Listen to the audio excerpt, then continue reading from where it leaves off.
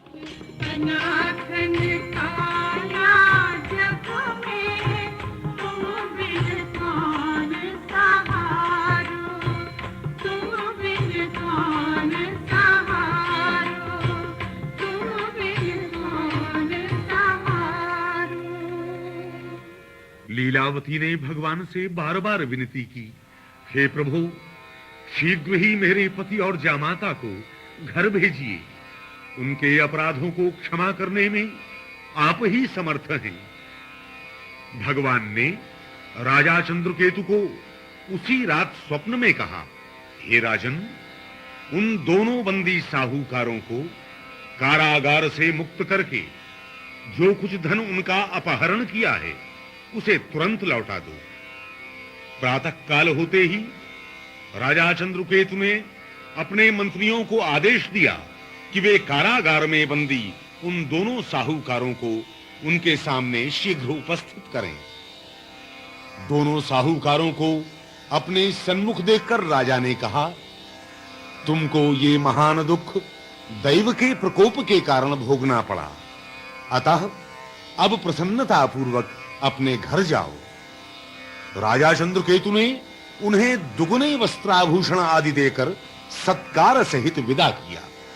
इति श्री स्कंद पुराणे रेवाखंडे श्री सत्यनारायण व्रत कथायां तृतीयोऽध्यायः। बोलो श्री सत्यनारायण भगवान की जय।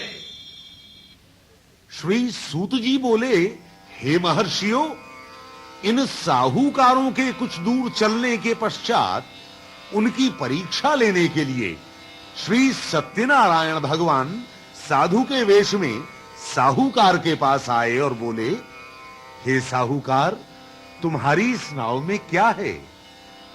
मतवाले की भांति हंसते हुए साहूकार ने कहा, हे साधो, हमारी नौका में तो केवल लता पत्र आदि हैं, आपको देने योग्य इसमें कोई वस्तु नहीं है।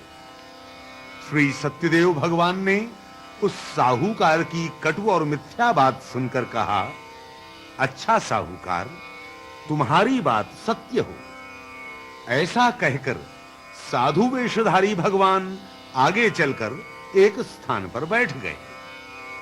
साहूकार नित्य क्रियाओं से निवृत्त होकर जब नाव पर आया तो नाव को जल से ऊपर उठी देखकर असमंजस में पड़ गया।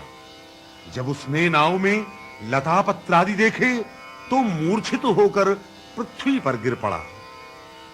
साहूकार की ऐसी दशा देखकर उसके जामाता ने कहा, हे पितृ, आप शोक से व्याकुल क्यों हो रहे हैं?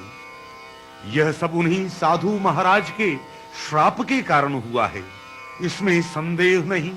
वे समर्थ हैं और सब कुछ कर सकते हैं। आइए हम उनकी शरण में चलें।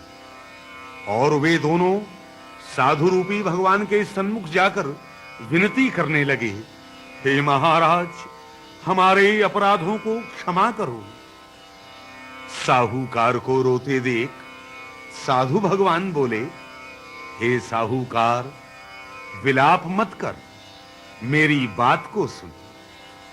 तू मेरी पूजा से विमुख हो गया और मिथ्यावाणी बोला, इसी कारण हे दुर्बुद्धि, तुझे दुख उठाने पड़ेंगे।